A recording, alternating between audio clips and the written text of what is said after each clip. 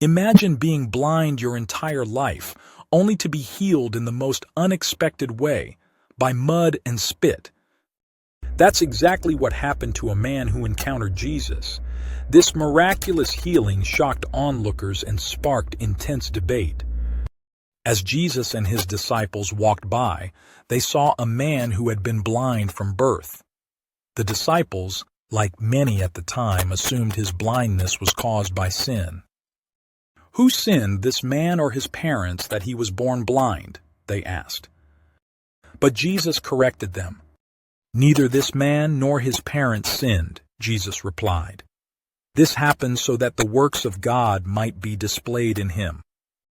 This wasn't a punishment, it was an opportunity for God to demonstrate his power. Instead of simply speaking healing over the man, Jesus did something shocking. He spit on the ground, made mud with his saliva, and smeared it on the man's eyes. "Go," Jesus told him, "wash in the pool of Siloam." The blind man obeyed, stumbling his way to the pool.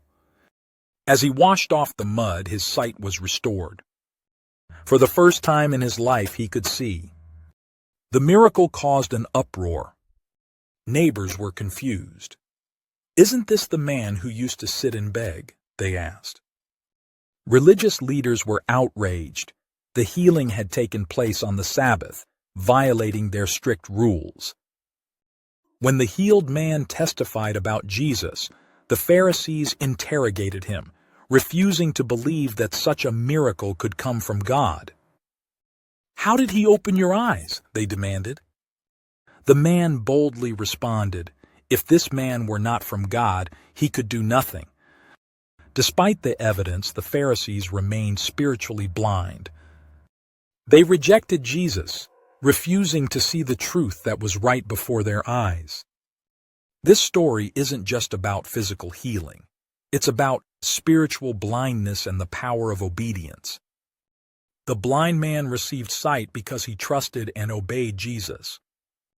The Pharisees, despite their knowledge, rejected the truth and remained blind. Faith requires trust and action. Sometimes God works in ways we don't expect, and we need to trust Him even when His methods seem unusual. Spiritual blindness is worse than physical blindness. We must guard against a hardened heart that refuses to see God's hand at work. Obedience leads to revelation.